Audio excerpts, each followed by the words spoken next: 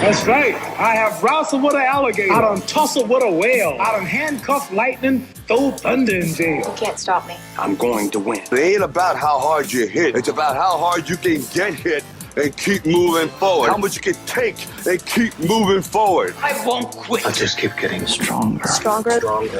Stronger. James, how's it going? We got you back on the pump.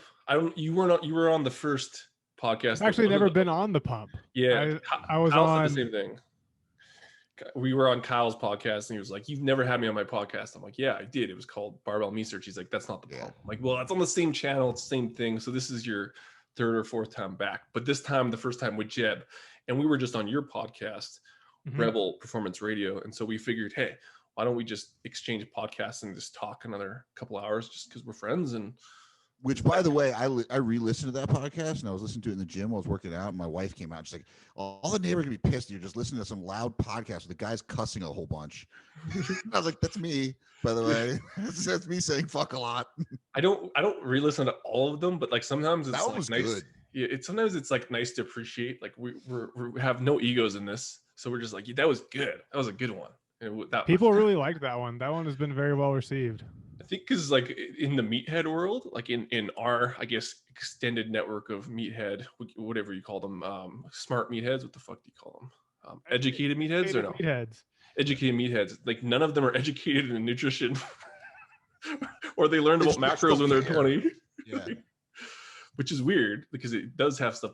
It has to do with fitness, right? You'd think, but minor detail. Yeah, it's just like protein, obviously. Like eat a lot of food. Just more protein. Yeah. So, okay, we brought you back because essentially we just like talking. But long story short, like how's it been going? I know there's been a lot of new stuff going on, but like what's life look like right now since last time? Because I think it's been about like 6 months, and you were doing the Apex thing, but like what's changed? Ballpark. I think 6 months. I don't know. Fuck. 6 months. The last time we did, I was on yours. This is where it's confusing. The last time you were on the last one, which was your second one, we had to do a second one because the first one you were super anxious because you're like, I don't think I gave any value, so we need to do another one ASAP. That was a while ago. I think I was still in grad school when we did those. Maybe. You were definitely talking about it on there. I wasn't on there, but I listened to it, and I think it was good. That was where you kind of laid out your whole like pillars thing. That was a good episode. I remember you had just defined. Basically, I helped you define what you're doing now. I'm the reason why. Yeah, you drew out a lot of it. I think I was still in grad school at that point. Silverback. We had just probably run the second or third round of Silverback. So yeah, a good bit has changed. Not for no one school anymore. I think Silverback's a good thing to touch on in this one if we have any listeners, because like to me, Silverback, regardless of like, it was kind of this underground thing where people would like, no one knew how to use Instagram at that point, so they would just post videos of them with like hashtag Project Silverback, and I'm like, why are all my friends like lifting heavy and like calling it this project? Why am I not part of it? And then it just, you lifted for money, and you guys all had the same program and tried to lift more than everyone else. It was crazy. It was dope. That was a blast. It was a lot of fun. I can't wait to run another. So that was the thing. I called it the Silverback Training Project, but then it was slowly renamed to Operation Silverback via the people that were in it. Yeah. And so it's kind of known as both, but I'm very excited to do it again. I'm just waiting because all the gym closers and the COVID nonsense right now, it's a 6-month program, and it's a little bit too volatile. Like I don't want to try to get people signed up. We get 1 month in, and now I've got half the team who's saying, oh, well, my gym just closed. I have access to a band, 1 kettlebell, and a dumbbell. What can I do? Because you need access to a full gym for the program to work and for everybody to get the most out of it. So it will come back. It's just we need to get on the other side of a lot of the COVID nonsense. Listen to all these fucking problems. Like these problems are like so new. It's like I can't get as jacked now. I'm pissed. It's weird, right? Like I'm like seeing all like these in and out, and like I think about like for me, I know my training sucked for like 6 months, and it's partially because of COVID, partially because of moving, and partially just because I'm just being a piece of shit. But there's also like this whole thing of like I look at like guys who are like pro bodybuilders, and like they're all like making their way into like private gyms and stuff. But could you imagine the fucking stress load when literally your life is is actually reliant on you maximizing your abilities in the gym. It's like, fuck. Yeah, I don't know. That would be kind of nice if that was my biggest concern on a day-to-day basis was how to get more out of my training. I mean, like I listen because I listen to these guys on podcasts. And if you actually are like top tier bodybuilder, like literally all they're doing is training and eating and recovering. Yeah. Like that's it. They do not have any bandwidth for anything else. I wouldn't be able to do it. I enjoy I'd be novelty so a little bored. bit too much to really see myself through that track, I think. Well, even like Jeb and I tried to get big, and I got big, and Jeb got big. He's still trying to get big, but like I realized in that process of like a year and a half to 2 years, like I don't actually like lifting that much. Like I like lifting, but like 6 times a week, I really didn't like lifting. Like You were like, I still think what you were doing was not optimal for what you wanted to achieve. But I didn't like the amount. Like there's like a sweet spot for me. Like I love training, but I don't like I don't want to train every day. Like, you know, I think that you were like it was a whole different thing too. Like, I mean, you were going like balls to the wall on deadlifts and wow, like, that's shit was getting. stuff. You were like, you're training like 6 days a week. I was like, but you know how like you were benching like fucking 365 3 days a week. But that's what I mean. Like even so, like let's just say that's not maybe I like bodybuilding more, but like the silverback stuff, like can you compete, be the strongest and stuff? And I'm like, I think I don't like lifting that much. Like I did, but it's just it's hard, you know. It's like I've Silverback's evolved a little bit more of a blend. Yeah. So you wouldn't have 6 lift days. We blend it all together. So if I remember correctly, I haven't looked at the program in a little while. You'll have 3 lift days, 2 easier conditioning days, and then Saturday, day 6 is a total dick punch of a conditioning session. See, so you get a well-rounded approach to how we're trying to build this complete athlete. But I think that that's the thing is like, I think that like things like powerlifting or like bodybuilding, the super specific stuff, I think there's actually less of a market of people that actually like to do that now that I'm out. Like people don't actually like for that. sure. Yeah. I prefer like bodybuilding style training. Like I'm forcing myself into doing other stuff now because I'm not doing jujitsu. So I have zero aerobic like output. But like for me, I love the idea of just going to failure fucking every set. Like I like the low volume. Like I like everything. I just love like machines. Like I love bodybuilding style training. I hate powerlifting, or I don't hate powerlifting style training, but I get really bored with powerlifting because it's like I have to do a set and then wait 22 minutes before I do another set. Like, and then like athletic training, I absolutely despise. Like I can't stand if I'm doing something that is like not like I feel like I'm not gonna fail. Like it's just, or like if I have to jump or do it. I was just about to say, so you're not a big fan of like jumping, sprinting, cuts, all the things that I throws, know I have to do that will make me better in like athletics. I don't want to do life. because, yeah, it's like to me those things are they're just super. But I'll go do jujitsu or like whatever. But yeah, like I mean sprinting I would be fine. But now if you put me in a group, like if it was a team environment and you were like it was me and I had to go in every day and train with people and go against them, 100%, I would be so into it. I would love it. But by myself, like be like, oh, we're gonna go to this track and we're gonna do 10 sets of sprints. I'm like, yeah, I'm not gonna do that. That's not gonna happen. That's gonna happen like after I stretch. That's not gonna happen. It's like we see that after the fact. Like that's why it's kind of cool to see the fitness industry. Like they were making fun of me on this other podcast. Like I'm just like the happy-go-lucky guy, like everyone. But it's like I start to see these camps and stuff, and you actually fall in this camp that I think a lot of people fall into. They just don't know it because they're just being like, no, you need a power lifter, you need to do this. And a lot of these people just like they want to be strong, but they don't want to be the strongest. But they still want to do athletic things. Like Jeb doesn't fit in that. Jeb can fuck off. But I think that there's actually not that many people in that, like what Alex kind of made it popular, that hybrid athlete type of concept is really cool when you do it. It's just you get made fun of by some people, like where at least like your athletes are strong. Like I don't know. Like we're not. Yeah, it's like we're still moving some weight, right? We saw people squatting 500, deadlifting 6, bench 4 that's like a very different type of threshold.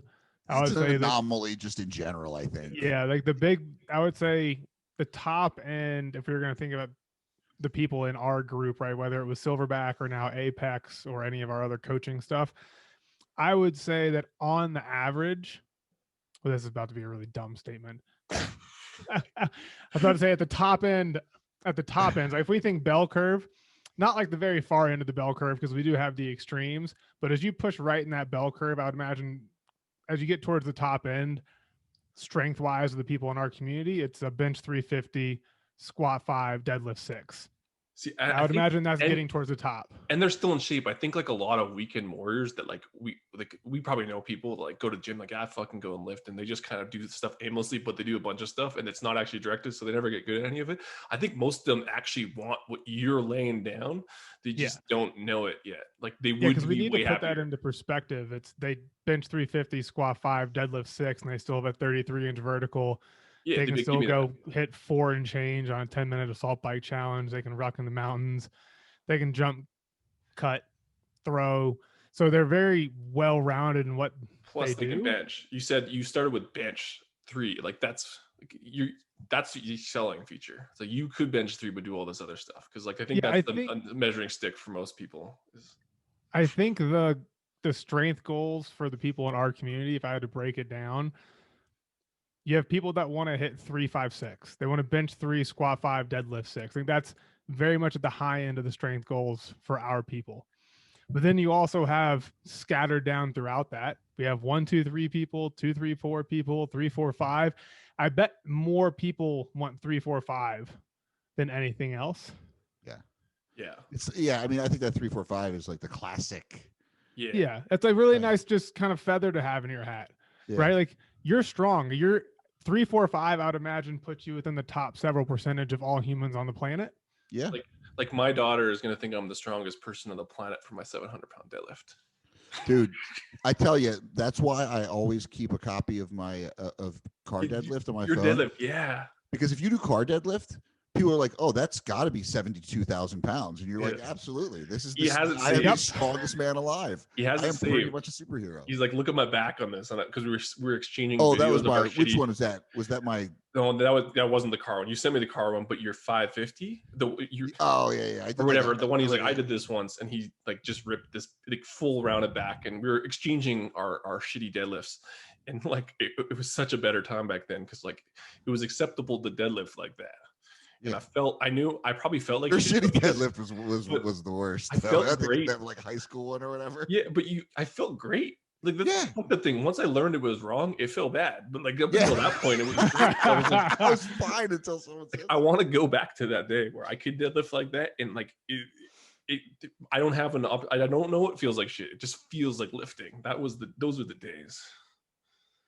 Well, it's funny because now like I'm at this point now where like I don't even have any strength goals anymore. I'm 42, like I'm beat up, like I just want to lift. And like now it's more like, oh, can I get 10 reps with a slow eccentric on this weight, which is not a heavy weight.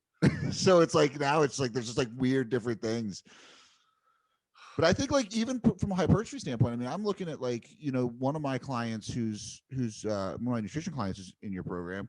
The dude is completely transformed his body over the last year, just by manipulating. I mean, he was working out. He's been working out forever. He's a personal trainer, but like he finally had this structure, and he's gone through like a 4 or 5 of the programs now, and it's just been crazy to see the difference. That was the most recent one. This most recent one we ran has been wild. Really? And I know who you're talking about, and he's made huge gains. I think the only number he's a little bit disappointed in potentially is bench, but it's like his squat, his deadlift, everything else we're testing it's like 20, 30 pounds over his old 10 rep max for like 15 reps. Well, and he's not alone in that, right? It's like I've had multiple people be like, hey, I'm 30 to 40 pounds over our test in, and I'm taking that now for 12 to 13 reps as opposed to 10 reps when we started. So we're seeing that's really cool nice though. gain. Like that's like not to sell your program. We're totally selling it, but like we're fucking dead serious, because a lot of our problems like with nutrition clients is like getting them to not think about nutrition. Like it's about the food, but there's all this other fucking shit that probably will help drive this, and then the food can be secondary instead of being fixated on this. But I have a client, Travis. I think you talked to him. But with your program, they're exposed to so much stuff and so many gains. You can start those performance goals start to change depending on the direction in which they like, because they're good at everything. He's like, I'm gonna think about doing a fucking ultra, and I'm like, what? But I was like, he's like, what do you think? Oh yeah. I was like, Yeah, like the fact that you didn't say I'm looking to lose weight or I'm looking to lower my calories and stuff, I'm like, this is a fucking win. I don't care what it is, because now the food is a driver. It's not like the thing that you're fixated on. It's like I'm fixated on the ultra, even whatever good or bad goal. It's not food, which is like being exposed to more things like that and seeing success is the inroad, and your program gets that, and I don't have to do a thing. So it's like, fuck yeah. It's nice because we've had this conversation before, right? The more specific the goal, the more specific the programming and training has to become. Yeah. And I always make sure I say this, like I'm not against any sport. Like if you want to go be a powerlifter, go be a powerlifter. If you want to go be a bodybuilder, be a bodybuilder. That's just not the type of humans that we train. And that's probably because it's just not my interest. I like training athletes. If you're a human, I think you're an athlete. I want you to be strong. I want you to be jacked. I want you to be powerful. I want you to have a big engine. I want you to fucking move well so you're not in pain. Yeah. And so my goal is figuring out, how do I put all of that together in a comprehensive package? And how do I cycle it over the course of a year so that I can take these attribute bars and continually step them up over time? Well, and I think that I was talking to Jeb about this because I don't even know. I think we talked about it. This is where it's like, I've been on too many podcasts with James. I was on James's podcast to interview. And there was one that we were just like, the whole internet dropped. Really? We were on one. Oh, we yeah. made 25 minutes in, and there's just like internet done, dead. Yeah. So we have to do a bunch of editing. But the whole point was we were talking about like this Lifeproof thing. I was like, Jeb, this is the idea here, because again, like a lot of our clients, like I wish they trained, not even trained like athletes, but just trained at something that wasn't Peloton only. You know what I mean? And I told Jeb on the Lifeproof thing, and Jeb's like, that's fucking sick. Yeah, I mean, for me, it's like, kind of echoing what Dean said about his. I mean, I've probably sent 6 or 7 people to train at some point. Like when you first started it, and it was like just having the programs and stuff. Just because for me also, and I'm going to say this, and I'm probably going to piss off a lot of my friends who are online coaches. But I think most people out there don't need a personalized program. I am definitely at least an intermediate lifter, definitely not a beginner. And 90% of the time I have run most of my stuff off templated programs and have seen incredible progress. And I can swap a thing here or there. Like most of my clients who are busy and doing a lot of things, like, or they just the extra cost. But what you have is something that's a really reasonably cost thing that is semi-personalized, has a group community atmosphere, and like, I don't know. To me, it just seems like and it is athletic. And so the only drawback for me was that it was geared towards athletes. So a lot of my clients just they're going to be way too intimidated. It's too much. But then Dean was talking about this, and it's like, oh, it's like a step down a little bit. It's a little bit more Gen Pop. It's like, oh shit, this is it. This is the cell. Like, this is everyone now. Well, and that's been the transition. I want you to explain that too, because I think like nothing's changed, but everything's changed because you're older. You've kind of been in the business a little bit longer, and like it was just a really cool thing that nothing changed, but everything changed. Yeah. So the Lifeproof concept is one that we kept hearing from our people and our athletes over the course of the year. And so it's something that I needed to spend more time thinking through in terms of who are we helping? What are we helping them with? What change are we actually bringing to the world for people? And so for the longest time, and I think this has probably just shifted with my own goals, because we had this conversation 5 years ago, it's like, no, I want to train freaks, bro. Like freaks, right? Because that was more my mentality. Like I was a single dude. I had tons of time in my hand. I trained all the fucking time. Like my life, I defined myself by training what went on in the gym. And if that's your goal, I think that's fantastic. That's awesome. I've been in those shoes. We can help you. But again, right, to think bell curve, the vast majority of the people that we work with would better align with the concept of being Lifeproof, right? They would fall under the bell curve. And then that can be pushed pretty far to the right. And as we push that up, that's where I think the Apex concept comes in. Yeah. Because really what we're trying to do is help everybody be the Apex version of themselves. But if you think just like the food chain, right? Like the Apex sits at the top of the food chain. So not everybody we work with is going to want to rip 600 off the ground, have a 30+ inch vertical, be able to sprint and ruck in the mountains. We do have people that want that. but we can all agree in the fact that you should be strong, jacked, powerful, well conditioned, and move well. And so everybody wants all 5 of those things. And if you have all 5 of those things, then I would probably consider you to be somewhat life proof, because you're going to be well rounded. The only difference is in how high do you want to take those attribute bars and drive them up. Are you trying to be video game character 99s across the board? Or are you trying to be more of like 30s, 40s, 50s? And that's just your personal preference and personal opinion and what you're prioritizing right now in life. But I think the concept that we talked about a bunch on our last one was the difference isn't so much in like outcome, it's in the magnitude of that outcome. All I thought about during that was like, you just told a bunch of people, hey, you're not a fucking lion, you're a deer. But when the lion's chasing all the deer, you're gonna be the most jack strongest deer, and you'll get away because you're not. Some of you will be a lion, but here's the thing. I think you guys will appreciate this. You'll know this. A lot of people think they want to be the lion until you really have a conversation, and you're like, okay, well, to be the lion, you got to do this, this, this, this, and this, and then you're like, they realize they don't want to be the lion, right? Because being a lion means that your entire life is devoted to this one thing. Yeah. Right. So most people would rather be like, hey, I don't need to be like the lion who's in charge of the entire pride. Maybe just make me like an underling of the lion. Right.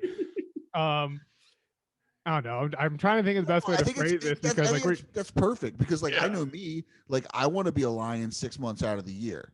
Like I go just ape shit, and then all of a sudden priorities shift, and then they go to work. But you know, and I think as we get older, we just realize that priorities just, they're different, you know, and it's unfortunately.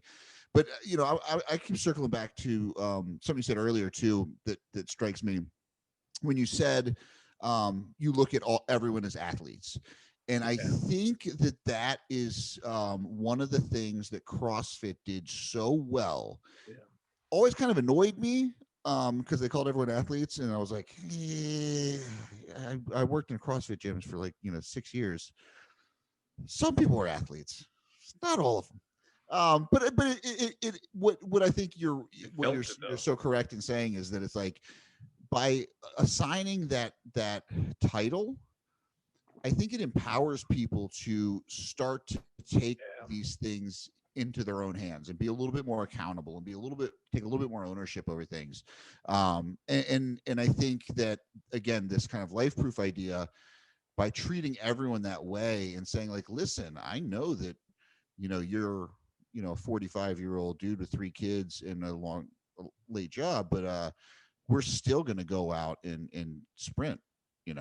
We're still going to, it might not be a 4.5 40, but we're going to, we're going to get out there and do it. Yeah. We're still going to go get after it and push the gas pedal. That's, at the end of the day, like, that's our goal. I want to push you. I want to push you to get better. And I think how much we push is just going to be dependent upon your life circumstances. Yeah, I think I've had jujitsu, so like that's where I can go in and compete, right? I don't need that, but I think without that, I would definitely be like, and I'll do it in the weight room, like I'll go in and push that. But I think that like getting on an assault, there's just nothing different. And I never understood the like people that were really into CrossFit until I had like a hard wrestling rounds, and then I remembered I was like this feeling just like you're dying. It's kind of awesome. Like, and you're dying with other people. Yeah, and you're just like, this sucks so bad, but it's also cool. Like, but I think that element is kind of what you discover early on with Silverback, and kind of like even Ben and the mass program and those competitions, like kind of got that is there's a little bit more on the line when you're kind of in those environments, and like you can get it however you want. I think a lot of it isn't being done in training though, because like jiu-jitsu is easy. You go show up at like like when shit's on, like you're not just you're fucking going. Like there's no way around it. And I think that gets lost when we kind of just generalize fitness as fitnessy, which there is some element of that. But when you start treating people like athletes, and that's again what CrossFit did well, is like they all feel like they're fucking going to war, even though we can laugh and say they're not. I think that they did that right because they made a lot of money, but they also changed a lot of people. And I think that's where your development came in. I'm like, oh, that's actually so smart. There's no denying that pit in your stomach feeling when you would get ready to do like a CrossFit WOD. Because you would literally get like, I didn't do it very often, but when I would do one, I'd be like, I'd be like fucking nauseous. I'd be like, this is happening. It's gonna be 4 minutes, but I'm scared. But you had that like when you had the competitions, like because you would have weekly, but it was like monthly. If I remember correctly, leaderboards, and then they would get points, and then the team would be For Silverback? Yeah, that was weekly. So the way Silverback worked is that we essentially take, we'll say 30 guys. You get broken up into teams of 3. Yeah. And then you get everyone gets put on the same program. We have the ability to make some changes for people, right? But it's the same base program for everybody involved. Every single week within the program, you're competing on something, and you get points based off of how you finish. And those points accumulate over the course of the 6 months. One team wins every month. Whoever wins that month gets a cash prize. So you have 6-month winners, and then you have one overall winner, whoever has the most points at the end, and then they all got paid money. Yeah, they went ham. Like I actually saw some of the competitions. Like some of them were like assault bike. They were kind of like wads. It was basically like open. Oh, like yeah, every week was like the open. We were testing. You would see a little bit of everything. Like we're gonna test heavy stuff, like doubles, triples on a squat, bench, or deadlift. You're gonna have to jump. We're probably gonna run. And yeah, you're gonna have to hop on a assault bike, do a metcon of some kind. Maybe we're gonna do some farmers carries. Maybe we're gonna test 12 to 15 rep sets on something, or a 30-second time set for reps. So like you're seeing it across the board, and it's fun to see how. And the other reason for doing that too is because you want to give people an opportunity to do well. Mm-hmm. And so you have some people who are really well rounded and who do really well across the board. Then you have some people who just fucking shine like a rock star on one thing, right? Like the rower in the group, when we have a 2K challenge, the rower's like, fuck yes. And he just like carries mushroom stamps everybody in the group. Yeah. Right. But then we go do other stuff and he's getting absolutely torched, but he realizes that and he likes it because he sees where he needs to bring himself up. Yeah. Which is like, you don't get like, again, you can figure out, it's like the hidden curriculum. You can sort yourself when you kind of see all the numbers, and you don't need coach to say, hey, you kind of suck at this thing. Like you feel when everyone just fucking torched you, and you don't get that. It's like jiu-jitsu. You don't get that. You get choked out. Like you learn real quick the consequences of being shitty at something, which is nice because you don't have to teach that now. I don't have to tell you that. It's just like you figured it out real fast. That is true. That's a really good point. Is like you don't have to instruct anyone on something when they get to experience it. And you can say like, okay, like you have 2 choices. You can continue to suck at this thing and it'd always be a deficit. You're never going to be great at it, but maybe you get a little bit better. You can make the team. Like you can not be last. Like that's there was I played football. Like, we had guys that were walk-ons and like they fucking suck sometimes. But unless they hated them, but generally, if that person got better or made a play, there is nothing outside of winning or like something crazy that's more satisfying than watching like the dude who sucked just fucking torch someone and like and that's you like live vicariously. You're like, this is the story. This is the feel good story. Yeah. Well, that's what's cool. So Silverback kind of evolved, not so much evolved, but we did Apex. Yeah. Which is just a lower price option. We get more people on board, and we can still dial into that community competition bit. And what you just mentioned is really cool to watch within the training team. Mm-hmm. So we're testing out of the program that we just ran right now. I have like a folder full of PR statements and things along those lines. But what's cool about it is those statements, you see a pretty wide range in terms of how much weight's being moved. Right. Yeah. Like, do you know Ben Eisenmenger? I could have totally just butchered his last name. He's based out of Kentucky. He's friends with Ryan Patrick. Like, Ben's strong as fuck. Yeah. Right. Like, dude's moving 6 bills plus on deadlifts for reps. Right. So you have that kind of like he's winning pretty much any load based movement challenge. Right. And then you already have people at the bottom of the totem pole who are like maybe moving 200 something pounds for reps. But what's cool is the fact that you see across the board, everybody is supportive of one another, right? Like Ben just PR'd and he's getting dabbed up by everybody in the group. And then you have somebody who's saying, hey, like I just PR'd my deadlift and went from 250 to 300 and took it for reps, right? Like they're getting the same amount of love and recognition from everybody else who's on the team. And so 'Cause it's if very you're much working- a rising tide raises all ships. And that's the type of environment that you want to surround yourself with. well, you essentially become like that person gets respect, even though they wouldn't have. But if they were in their gym, they'd be like, "Oh, I fucking lift 300 pounds." Everyone would make fun of him, like, "Ha ha ha ha ha." But if he signed up for this thing and put the work in and like kind of got from 300 to 350, now everyone's respecting that because at least they put their money where their mouth is and got better. But it's different than the person who's just being a douche and is like, "I'm strong." And like, no, you're not strong, but like put the work in. It's just kind of cool because it's this, not that it's the same thing, but what's the most asked question on those forums is like, am I strong for my size, or is this a good bench? Like, Oh, and yeah, it's I like, hate that. and you want to be like, no, but when you have all those records, you don't have to say no. They can kind of see where they line up, and then it's helpful. Well, and it's also just this thing of like, is this strong? It's like, no, but why do you care? Like, just focus on, like, who cares where you're starting from? And that's what Dean and I talk about all the time. It's like, it's easy for us. Like, I think within like 3 months of deadlifting with a straight bar in my mid 30s, I was pulling 500 for reps. Like, and with shitty form, no one even taught me how to deadlift properly. But like, most people were like, I can't deadlift 500. I was like, I don't know. I didn't do anything special. I just did it. Like, that's a big thing. And so, yeah, but I know people that work their ass off to get to 450. And I'm way more impressed with that because it actually required proper programming and skill. It's all effort based. And that's the biggest thing I try to get across to people is if you can separate yourself from the numbers and pay more attention to the effort you're putting into it, then like you're going to be really happy with where you are in 3 months, 6 months, 9 months, 12 months. Because when you're trying to play that external validation game of my numbers versus this other person's numbers, when you probably don't know dick about that other person, right? Like all you have to ask yourself is, did I show up today? Do I feel confident in the plan I have? And then did I execute on that plan to the absolute best of my ability?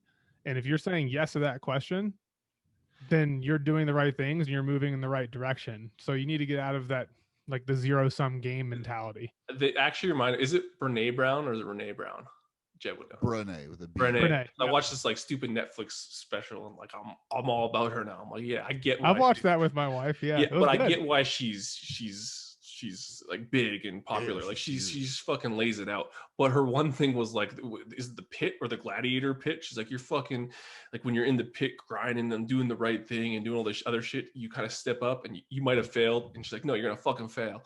But then everyone can kind of see it, and then you know who your boys are. Or like she didn't say boys. That's my paraphrasing of it. But like that's effort.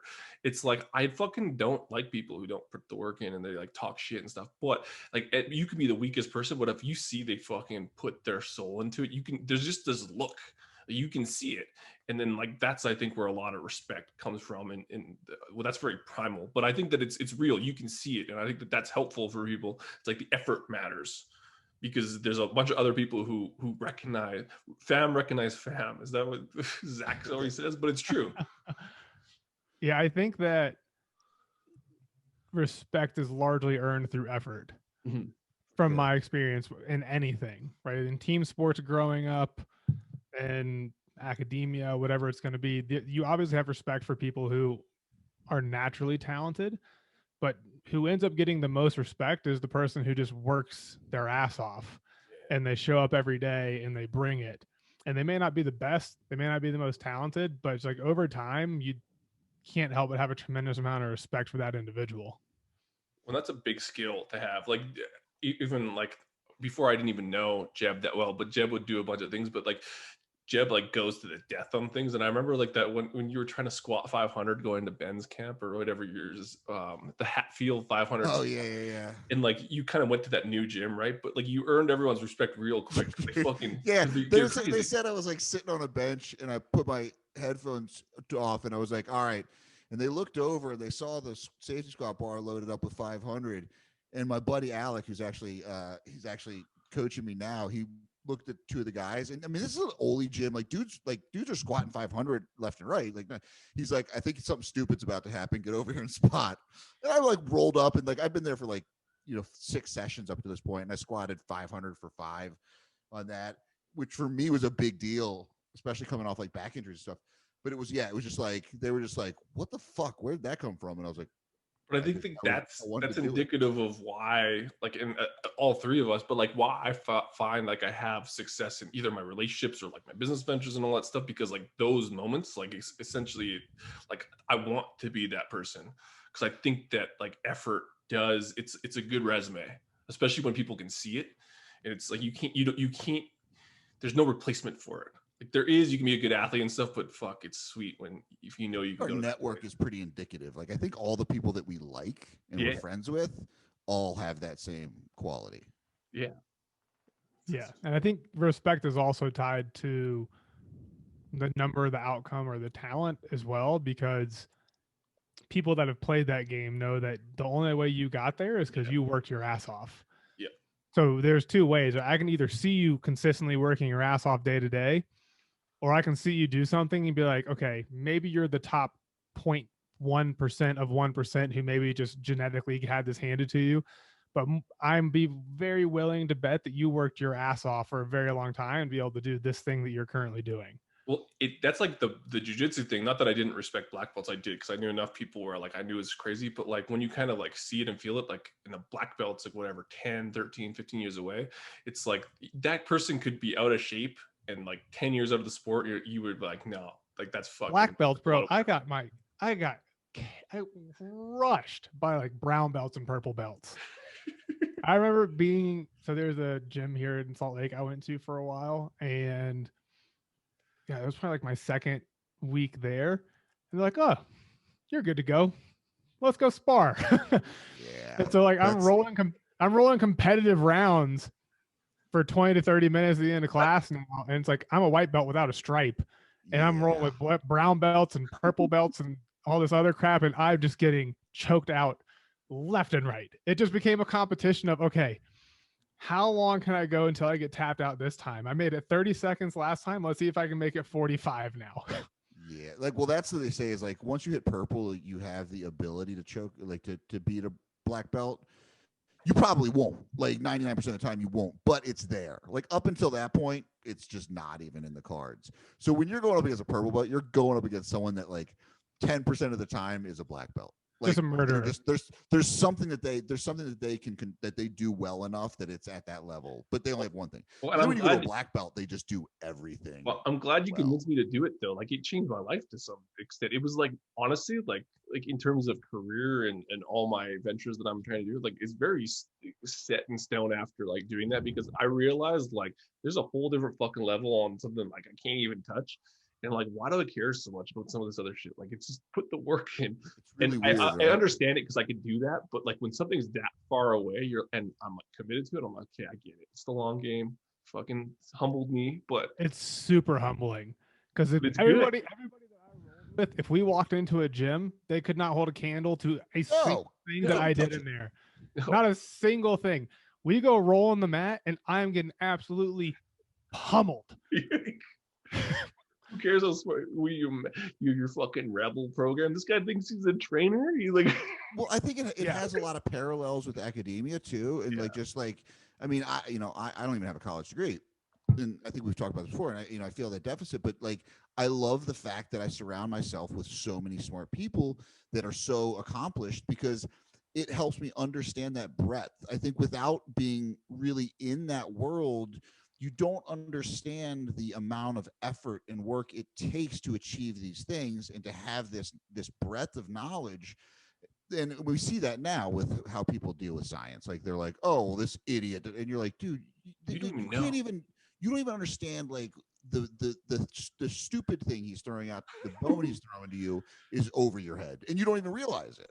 When you act differently around people, just like I said, when you know that deficit exists, because I think there's a period of probably all our lives where it's just like I'm the best at the thing I'm at, but like I could probably take this and be the best at everything. Like obviously, right? Like it's not like no, not that it took jujitsu to realize that, because there's been lots of moments of that, but jujitsu would put my life on the line, and that was like a different level of humbling, because it was like I could actually die. Like you're not gonna die if you get an argument in science and on the internet, but it's like this guy could kill me right now, like in like you said 30 seconds, and he's being nice. Like I'm fucked. Like my life. The minute someone sets in a legit choke the first time, you're like, oh wow, okay, It is like gonna be night out real soon. Like night. Like, and he could just hold it and then you're dead. Like the choke Yeah, thing like with the chokes is you rolling. happen to let go. Like that's Yeah. really that's you're dead. Do you roll gi or no gi? I do gi. Jeb does no gi. I do almost all. I no gi. can't I don't really stand the like gi. gi. That was what I don't either. primarily did. Yeah, like Yeah. no gi was my only chance. I have somewhat of an advantage because I could just bulldog people. Yeah. But the minute we put a gi on and it comes up, like it's really technical and there's so many handholds. It's just a total equalizer. Well, I think- yeah, it allows people to slow the game down a lot, which I'll probably have to get into at some point. But I like wrestling so much, so for me, I really like not like I also like the freedom. Like I really like working to the back, and I feel like I get limited a lot with because people can kind of block off chokes from the back a lot because of the gi, because of the fabric and stuff. I just don't like it. I just like. I mean, if it was up to me, like I'm like, let's just fucking get all lubed up in Crisco and go Greek like Olympics. Well, and this is where it's like I think Jeb talked. This has nothing to do with training, but he was just like Jeb's heart rate, like when he sees violence, it's like totally normal. He's like almost like a psychopath. But like if you break it down, like I said, with the chokes, the arm bars and stuff, if you don't tap, like it's fatal, and so you're actually in those positions a lot, and that's kind of messed up. Like it's well, you start like so like it's funny because you talk about like when someone sinks a choke in, and then like I get to the point where I was trying to work on starting to realize what levels I could defend what, and so I would let people sink chokes in all the time and see how far they can get it to allow where I can still manage to get out. And it's crazy because you start off, and I remember back when I'd be like breathing hard, and now it's like I'm like maybe 5 seconds from passing out, and I'm like, I think I I just got to move here, and then I'm like, oh, I'm good. And it's this weird thing of just being able to totally relax, and I mean, it's mindfulness, right? It's in a weird, sick way. Yeah, and people like, recognize if I'm that. speeding in traffic now, I'm like I should really be nervous right now. I almost got hit by a semi, and literally my heart rate did not move. Well, I think that's the confidence you get for that. Yeah, I was gonna say this is unrelated to the overall conversation, but related to jujitsu. This was like a couple of years ago, probably on the Rogan podcast. He was talking about how he had a buddy who was driving and they had a little road rage action going on. I'm not sure the exact story. Someone cut someone off, blah, blah, blah, blah. But you got two cars on the highway that are just fucking getting after each other. And so finally one of them pulls off, the other one pulls off because they have like a grassy median. And so they both jump out of their car, fucking sprint and hit each other in the median and start going after it. He's like, yeah, about 6 minutes later, they both hopped up laughing their ass off because they were both purple belts in jiu-jitsu. So he's like, his friend's trying to describe this situation where he goes and tackles this guy, and he's like, motherfucker, he just like got to my back. He's going for a choke. And so they're like trying to get arm bars and chokes and like rolling around. And by the end, they're just laughing and they're like, oh, this is great. High five. And then they're off for the rest of their day. I mean, I think it would probably be because like you'd be angry, and then you'd realize this is someone who does this thing that you do, and we're friends. Like we're friends now. Yeah, like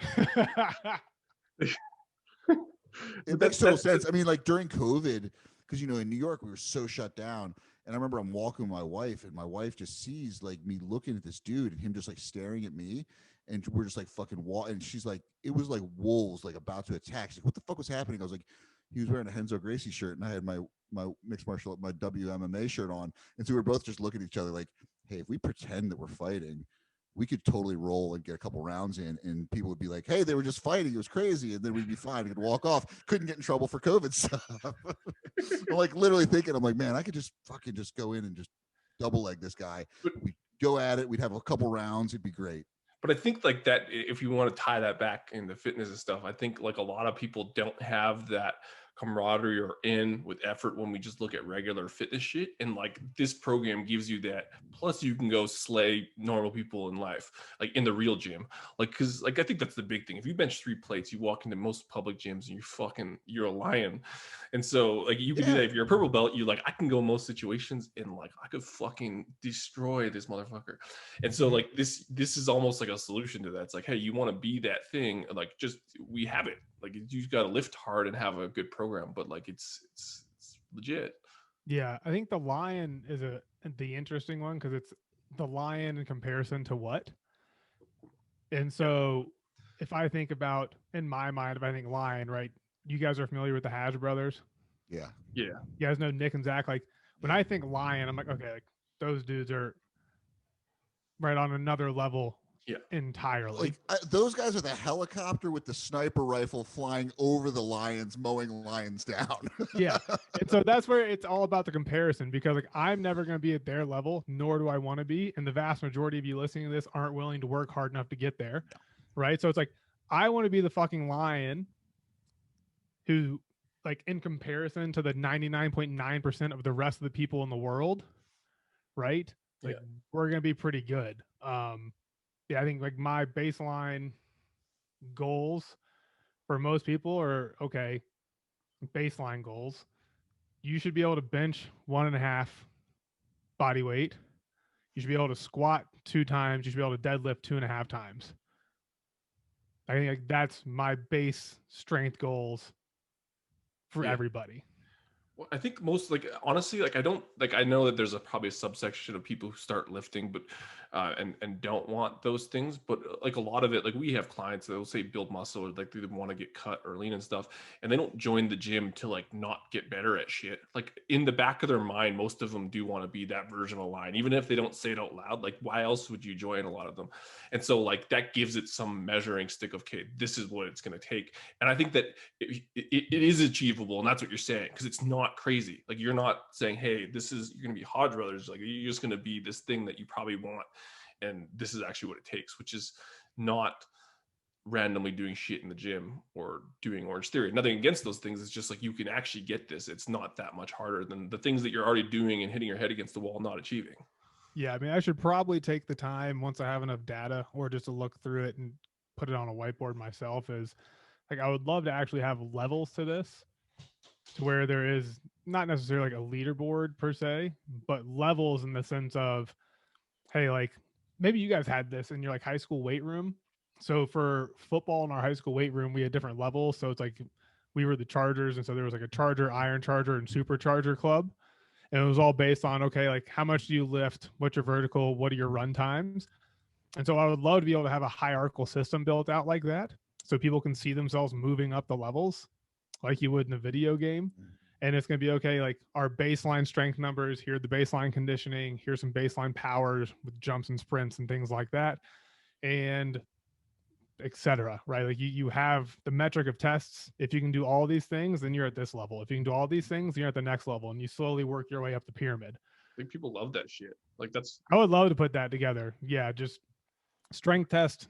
The hypertrophy test is a little bit more complicated because there's not like a clean test for that. I'd probably just make it higher reps or give them time sets, something along those lines.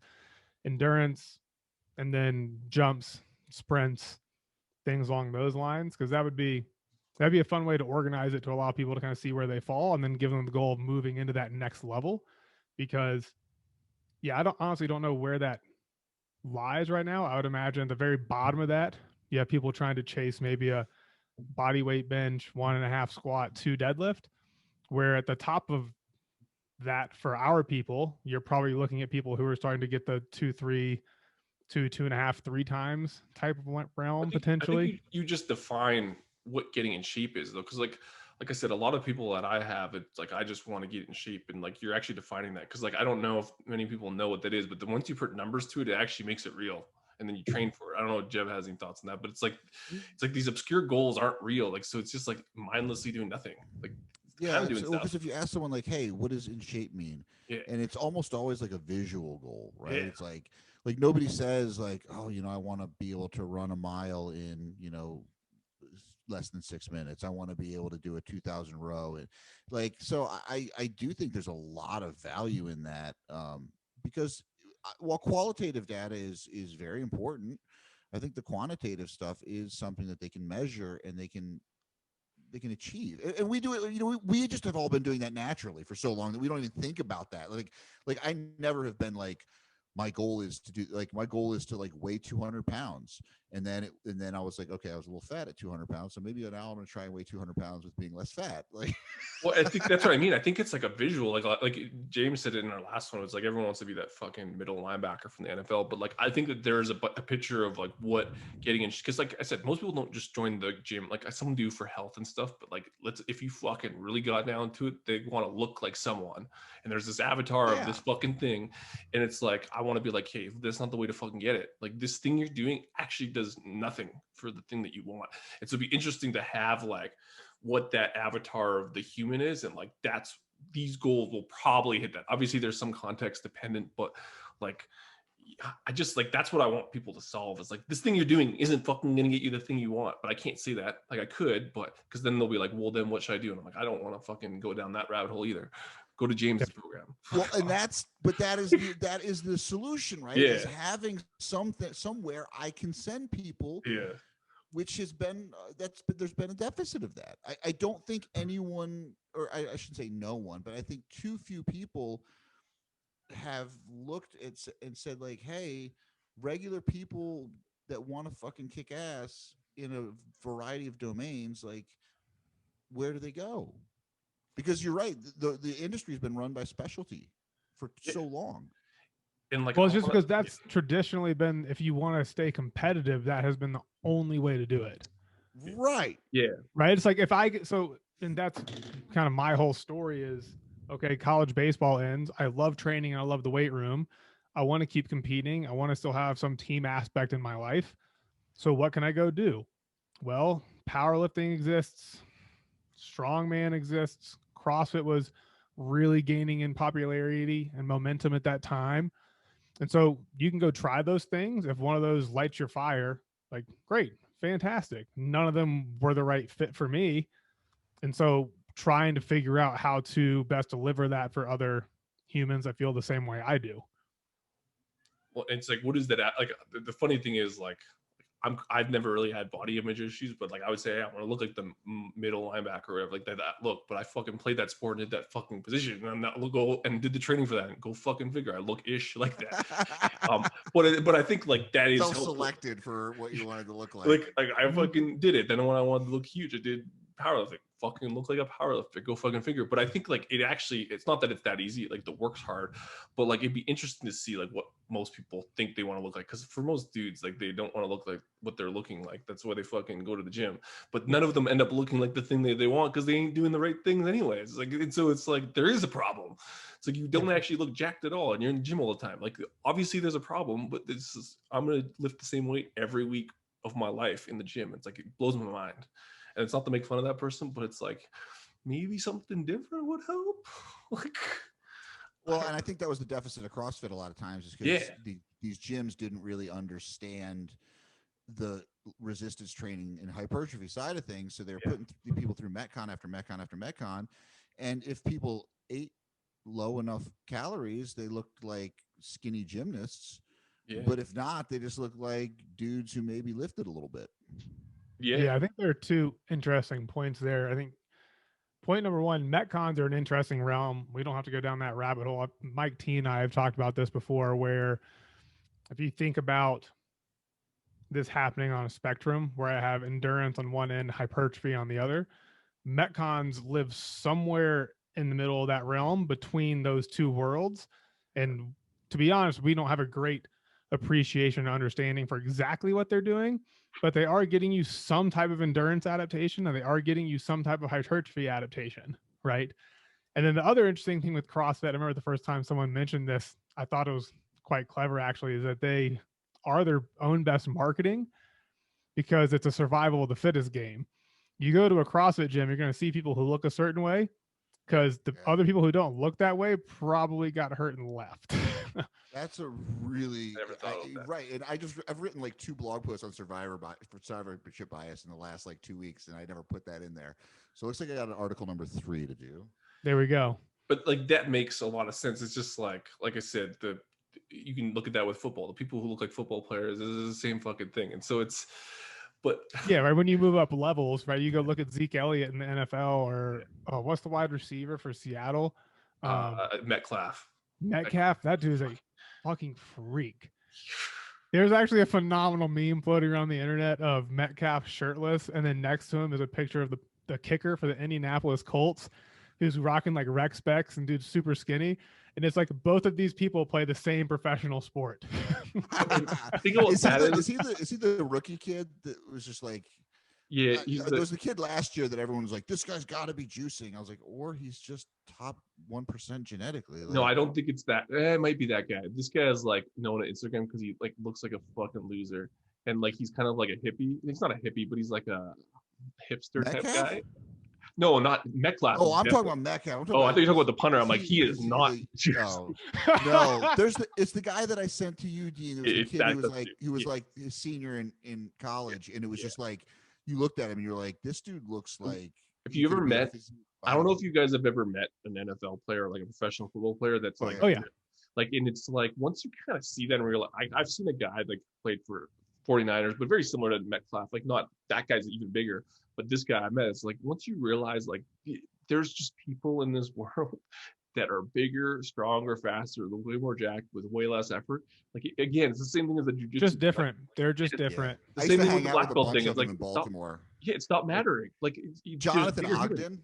You know who Jonathan Ogden is? He was an offensive lineman for the Baltimore Ravens, like during their early championship run.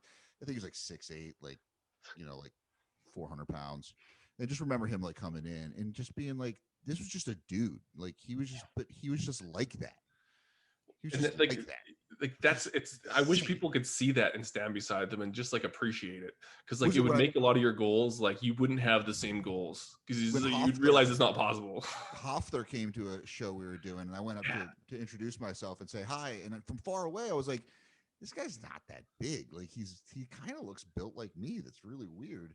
And it's because he's perfectly proportioned, like a dude who's 5'8" and like 200 pounds, except he's 6'8" and 400 pounds. And so you walk, once you get closer, you're just like, it's like walking up to a building and you're like, what the actual fuck?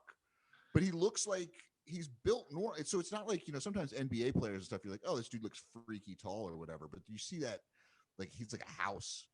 But yeah, it's like, but it's that self-selection thing. It's like, what? Well, that's why. It's because like, no, he did Metcons. That's why. But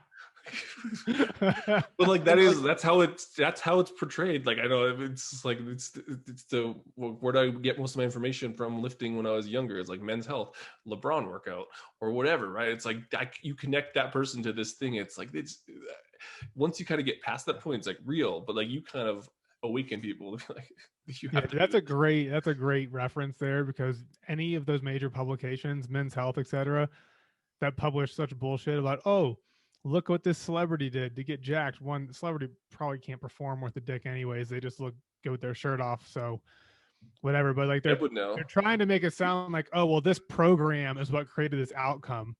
And it's like, no. Like they are what they are in spite of what they do, not because of what they do. Right. Jeb wrote Arnold's I've written a few of those programs. Yeah, Jeb wrote Arnold's program for the movie. Which one did you write? You wrote, but I didn't. They never said that he did that. They were like, if you were to design a workout for the Terminator, hey man, it was a cover of Muscle and Fitness, and it had Arnold, and I wrote the article, and like that was my pinnacle. Like, dude, I mean, I got that magazine. I'll tell you what. No, it's great. It's like exactly, but you expressed exactly what happened. I think I put in like front foot elevated Zercher split squats, like because I'm like the Terminators in real life is definitely gonna do that shit. Like, he's gonna work on pelvic orientation and making sure rib positioning. He's gonna make sure and reach and exhale. Wasn't it Pat? Was it Pat that's how he got mass started? Was it for Men's Health? His stupid fucking mass one, which I will never do. Like, and it worked. I think it was. Was it Men's Health? Yeah, it was supposed to be a Men's Health. It was supposed to be a Men's Health project, and then it evolved. And Men's Health was like, we no longer want to run this. Yeah, Men's Health. They're terrible about like just like they fall apart all the time. And he tried. He actually tried to write a program. He's like tried to write a program that would work, and it worked. But like we're not going that way. Oh. Can we even relate any of this? I just like the stories. Like this is like, I think people need to hear that because I hope I like my mean, clients hear this. Well, Like, I mean, yeah. The first of all, the publishing industry died, so that's not a thing anymore. But now it's blogs and people, and now it's Instagram influencers that are like, "Hey, this is what I do to get like this," and you're like, "No, you don't." Like Yeah, you, there's a the gym here in trend Salt Lake died City it. that has a lot of fitfluencers. yeah, I literally cannot stand to go there. It's a really nice facility, really nice. But you walk in and it's just a bunch of girls in spandex and sports bras who, I mean, they are beautiful. Don't get me wrong. They are like unbelievably attractive women. But and they're like they have millions of followers on Instagram and they're trying to tell all these women that this is how you look like me. I'm like, okay, well, you look like you because of your genetics, because I've been here for 90 minutes and I've watched you do 3 sets of like a glute band walk. Like, give me a rest. Come on. It's bullshit. You're I not can't stand training. it. I think you should get them No. on Rebel. You should be going to these gyms and like doing Rebel workouts. Like that's like, so this is something I've actually come like- back to recently. And I think you guys will appreciate this. I'm going to start saying this more as a joke, is that part of my goal in life is to help cure all show, no go syndrome. And I think all these people we're talking about fall into the all show category, to where it's like, okay, you show up and it's like, yeah, you look pretty good. But when we actually start to do anything that fucking matters, you have no go. Nothing. You can't lift weight. You're not really that jacked. You can't jump. You can't sprint. You have no endurance, and you move like a fucking refrigerator. You should Like, start with that. Like, listen, here's all the things you suck at. Everything. yeah, I'm just like, And you're a piece of that's shit, my and goal. your I want Instagram to sucks. cure all show, no go syndrome. I want some go Matt, with your show. you know what's Like, I'm all for looking jacked and looking like a superhero, but you better have something to fucking go with when it comes go time. the last time I tried to go, like actually there's 2 times I tried to go. The last time when I was trying to, like, it was the day before I found out we were pregnant, so I stopped. I was gonna lift 700 pounds again. And I lifted like 675, like super easy. Wrecked myself for a week, and then found out I had a kid. I'm like, yeah, it's not worth it. The time before that was like Quitter. Ben's a couple months before at the camp, and we were doing the stupid study and stuff. And then you posted the challenge, like, hey, the challenge for the month on whatever the Rebel site is like bench press your weight for reps and how many you're gonna get. And I was like, I'm gonna get like 35, because like I was crushing. I was like doing 315 for like sets of 12, and like first, and we did this whole study, and I was like, I'm gonna do it, film it for Rebel, and I'm gonna go get amped up, fucking had that feeling you guys were talking about with CrossFit, like, oh, I'm getting giddy. And Ben is like, yeah, we're gonna do the test. This is the one I told you, Jeb, about, that Ben tore my chest. He's fucking amping me up. So Hooks the velocity curve to it, like the and then I tore my chest on like rep number 3 because I'm fucking puffing up. Ben has the whatever, what's the velocity unit again? tracker, the bar speed. Gym tracker. aware. Yeah, and it hit gym aware, and it's like ding, and it's like, and it kept dinging, and I was like, oh, I gotta go faster, and then I went all go and tore my chest. So again, I'm no go. So let's just say that Dean has spent the last year blaming Ben for tearing his pec, and now he has shifted that blame to you, James. Well, so congratulations. well, It's really, not your fault that he tore his was- chest. I brought up the idea. I'm like, James posted this challenge, and Ben was like basically like, yeah, we did this study, let's fucking go. And he's like, do we need pre-workout? And it's like giving me a lot of tips. He's saying, hook the velocity curve to it. All these things I should have known is like, I'm all go, and I don't have anything to go anymore. Like I'm living in the past, so I can go there, but I don't want the machinery, and I totally broke. So anyways, guys like me should not do your program because they get hurt.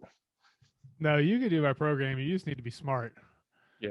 Like, Yeah, you but just- that's the just don't problem. be a dumbass. So yeah, there's so a it's big- actually, there's a big butt there. yeah, that just should don't be be a the thing. dumbass and you'll be great. You want to fix all no show, no go, but also like apply some logic to that too. Like give them a brain. yeah. Give them a brain. Yeah, we want all show, all go, but we need to make sure that when we highlight and underline the all go portion, we put like with an educated mindset Yeah, in like- terms of how we approach this. Controlled eccentric is what I would call it, because I was not. I literally dropped into my chest. And I was like, I'm gonna launch this thing up, and I'm smart. I should know this. Like, hey, I Just didn't train trampoline like this. reps, baby. That Yeah. sternum right here is That's just right. built Oh, yeah. for launch Like- pad. And it was awful. I was like, I don't fuck. know. Every great power lifter ever like drops like 700 pounds into their chest. And Well, you didn't train for that though. That was the yeah. So okay, if you trained for it, you'd been fine. Yeah, because I would have with that when I was training football reps. I think that was the thing. I connected with football when I was training for the combine. That's what you do. You fucking bounce it, and I hadn't done that rep since the combine, like that type of rep, because it just didn't matter. Well, but I still had it. Could have been the accumulated fatigue from the training to failure every day for the prior 6 days. There's a lot of that would probably be the first giant red flag on my radar. Yeah, maybe. Yeah, adrenaline. Ben's fault. Ben's fault. Anyone listening, Ben House, Dr. Ben House tore Dean's chest. I think this is like a benefit though. So for that split second when we're like getting amped up, I felt like I was in like a pregame or like a competition again. And it was like, it just took like a stupid internet post for you guys. Like, yeah, this is what we're going for this week. I was like, yeah, had I trained for that, it would have been good. We're going to start running some in-person comps at some point in 2021, whenever that sort of thing is actually allowed to take place, when that's allowed to happen. We will start to do that. My goal is to have a quarterly, something along those lines, maybe like a quarterly live and remote competition for the people that are involved with what we're doing. So they have actual game days on a calendar. So they can show up and test themselves. That's pretty sweet. Well, I think that this is actually a good place to transition into like, so what's the plan here? Because again, I know things that we kind of talked about and sidestepped, but kind of what's going on for the next, like, I guess this is 2021, but what are the plans? 'Cause I know that there's been some changes in business modeling and everything. So like, what do you got going on? And like, what do you, like, I guess if you're going to tell people, hey, get on this thing, because we can only sell this thing so many ways, but like, what are you doing? Yeah. So on the training side, what we have going on, we have built it out in a way to try to meet people where they are with what they need. Yeah. So you have the program shop, which is all, we probably have like 15, 16 programs in there right now. I have a fucking laundry list more that need to get uploaded, but it's the place to go if you just want a really well thought out, really well designed strength and conditioning program. You won't get a coach, you won't get the community bit, but you get a really fucking good program. It's easy to find. The way the website's laid out, we have a quiz function built in, so you can just say, okay, these are my goals. This is the equipment I have access to, and it'll funnel it down and be like, hey, we recommend looking at these programs, right? And they're all really good. So to Jed's point earlier, right, that's a great option if you just want a program and you don't want all the other stuff. One bump up from that is the Apex Athlete Training Team. So that's more of my baby. That's what I care the most about, because that's where you're joining a team.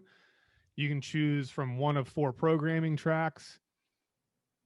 It's updated weekly. You get tons of community, competition, things along those lines. The programming tracks are laid out to where it's like, okay, do you prioritize feeling good and moving well?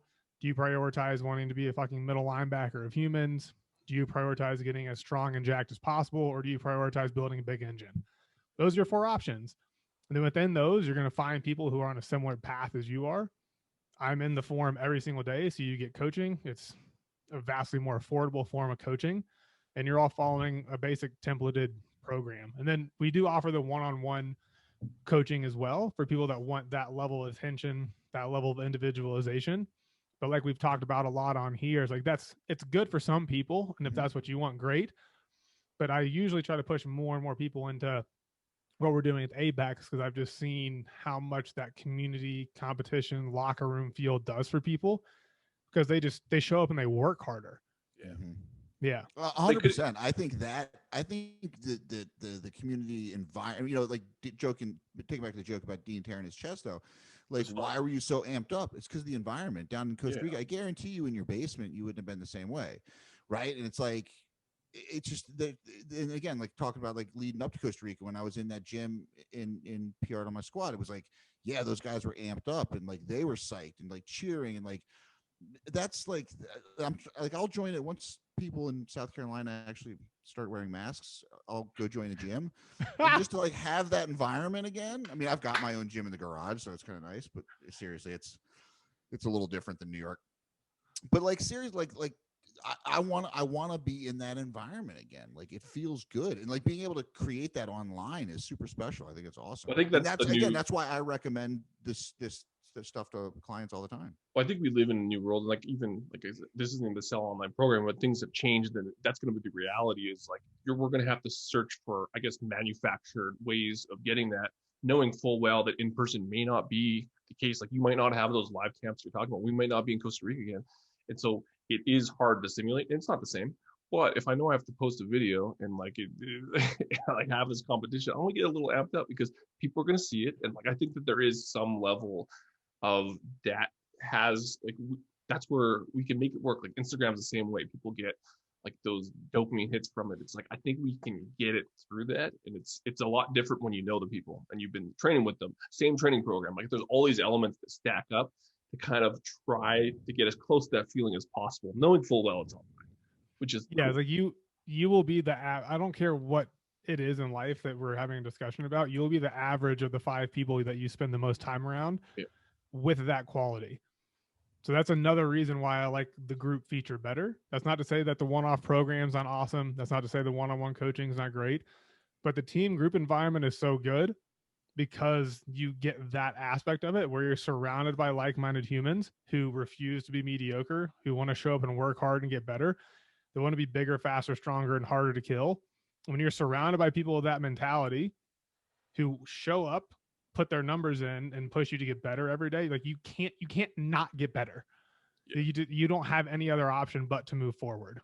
Well, I think outside of the one-on-one coaching, I think like I told Travis, like one of my clients was like, hey, he wanted to do the ultra a little bit different. Hey, just go talk to see if that's in the cards. But even in myself, like I think that I would probably get more results training with the group, and we'll call it templated track, because of the output from all the other stuff than me trying to grind away at a very specific program. Now, again, I can probably do it because I'm like a psychopath, but I think a lot of people would think they'll get more out of one-on-one. And I would almost argue you'll get more out of, and that comes back to what we were talking about at the beginning, is these templated programs, but the environment kind of really makes that a catalyst to results, because you will go a little bit harder than you will if you only have one person to be accountable to. It fucking changes when there's a lot more people doing the same thing. Yeah, it just depends if there's, the way that I like to make the distinction for people is if there's a large gap between what the template has and what your goals are, then you need to probably look at a one-on-one, because I'm writing this with certain goals and a certain person in mind, and that may not fit you. Right. So the two big ones, right? Like if you're in pain, then you're going to want a one-on-one program for a while until you fix yourself. You no longer are in pain. And then we can get back to more output focused work, and we can get you back on something that's more templated. Or if you have highly specific goals, right? Like we have athletes reach out, or just people, right? They're going to reach out and say, hey, I have this thing on this date, or they just want the attention from a coach. Like they want weekly touch points and all that stuff built in. But yeah, a lot of people will thrive on a templated program done with community, teamwork, and all that jazz. And that's why we brought you here. I know it's just like I said, I know a lot of people who try to do this well, but it's just like, I don't trust them like I trust you and your coaches. Cause I know the guys that kind of started this whole thing. It's like, I think that you touch on all the points that I think most people need.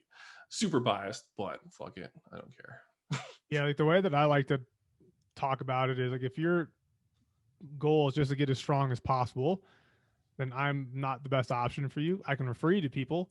Right? Like I like to think of those attributes, right? Strength, hypertrophy, power, endurance, and movement. If I look at each of those individually, I can list numerous coaches within each one that are far better at me at that specific thing. But when it comes to actually putting all 5 of those things together in a cohesive model that actually fucking works and delivers, like there aren't many people I know who do that as well as we do. Just the Infinity Gauntlet. You pull. Yes, dude. Yes, I like that reference. That is good. Dude, it's because you did. You did all 5 of them, and you just did like that. And it was like, oh, like yeah, maybe they got one, but now I get to kill half the people. Yeah, we're gonna fucking just stand. I was gonna say like, and then James kills everyone, but up until that point, he had the option. You're like the fitness industry right now is like a little bit like I could do a little snap and I'd be okay. I think it would be better. But it's got to be completely random. It's got to be random. Just like I got the gauntlet on, so I'm fine. The downside to the random kill is mathematically, I don't think it would come out in people's favor. No, because there's so few. Like if you think of the industry as a whole, there are so few who are in the top 10% that are good. The vast majority are in the bottom 90%. So like it's a very skewed curve. So if you take half, you're automatically going to be eliminating a larger percentage of the top than the bottom. So that would we'd be in bad shape. Not ideal. I don't care. There's a few people. I hope they're in those numbers, and I'll just snap them out. But most importantly, is we now have a fucking good title for this. What is it? The Gauntlet? No, what do you call it? Infinity Gauntlet of Fitness. Yeah, like Ooh, that. God damn, that's No one's good. gonna get I it like till the end, but it's like you have to. Yeah. It's like you'll pull them along with that. That's just like the little nugget. Yeah. It's like a one of the- Quentin Tarantino movie. We'll start at the end and then we'll go Dude. back to the beginning and we'll work our way back to the end. I watched Pulp Fiction last night. It was on HBO. I stayed up till like midnight, which for me is about 2 hours later than I normally do. Man, I forgot how fucking great that movie is. You posted that, and I'm like, I wish I had cable, because he was like, I'm watching it HBO. I'm like, we don't have HBO. You don't need cable. That's an app, bro. Yeah, but you need to pay for it. Or Okay, you you just have to pay for I it, but guess it's in an Canada app. you'd have to. Yeah, But it's like One is I wanted to watch the $1.50. movie when you were watching it, and then I could like make my own post about it. Be like, this movie's, I shouldn't have watched this one. I did. I was really young. Like, did not get the whole scene at the end with the sword. It was just like, did not get that part. Didn't really resonate. I was thinking about I watched it in high school a couple different times, and once was when I had nose surgery, so I was on a bunch of like codeine, and then another time I watched it on LSD. So I've never actually seen it and understood like how it all ties together. And I watched last night. I was like, oh wow, this is actually much more cohesive than I remember. That was like Clockwork Orange. That's a great. So movie. like, you've seen that movie? Oh yeah. The only time I watched it, I was like super high, and like it was an awful experience. But it was like so like I almost don't want to watch it again. But like I think I would have that same experience. It's Stanley Kubrick. It's a fucking phenomenal movie. Yeah. And actually, the book is even darker. So maybe I'll go. Maybe that will be my cleansing Go do it, experience. Okay. James, do you want to add a movie before we ask you? We're like all over the map here with movies. I have been wanting to go back. No, I'm not gonna say because it's not like that good of a movie. It's just an entertaining movie. Frozen. No, the Accountant. That movie was one of the worst movies I've ever seen. That's the one with Ben Affleck. That's the one with Ben Affleck where he's You hate that movie? Oh my god, I hate it so much. It's like, hey, it. he's got autism and then he kills a bunch of people. Like, what the fuck is happening? I was so you know exactly what you're getting yourself into. No, I loved it for that same reason. It's just entertaining. Like I know exactly what I'm getting. I've watched it like 7 or 8 times because it's been on Showtime in hotels when I've been staying. It's that movie though, like you said, there's actually not really a story. Like it's actually kind of. Why is he autistic? And like then he goes in and like fixes these companies, but like this guy could be making like $20 million a year, but instead he's got to kill. Like and then he like beats himself like in the middle of the day. Like what the fuck? It doesn't have to make sense. It's just fun sometimes watching somebody run train on other people. Now I'm gonna have to watch it. I'm not kidding. I've probably seen it 7 or 8 times. Which any movie I hate, I've probably seen like 7 or 8 times. So other story, like one of my favorite humor movies of all time is also Ben Affleck, and it's the worst movie of all time, Geely. I've never seen it. I think it's hilarious because they like adopt like a special needs kid, but like, and they were like saying it wasn't funny, but I'm like, this kid's like a good act. Like it was actually like hilarious. I was really young, so I was really immature, but like the movie was supposed to be a comedy. It's like one of my favorite movies. Speaking of movies, The Ringer. And we're gonna talk special needs kids in movies. I've never seen that one. Oh, did not hold up well. No.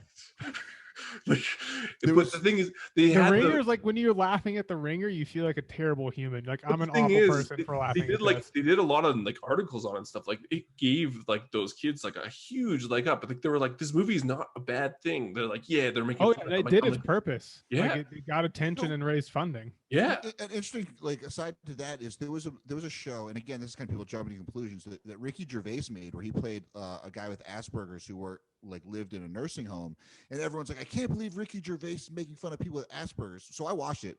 It was called, I forget the name of it, but it was one of the most heartbreaking shows I've ever watched. I mean, literally, I haven't cried since like 1996. I was really fucking close in that show, like multiple times. It was a TV show.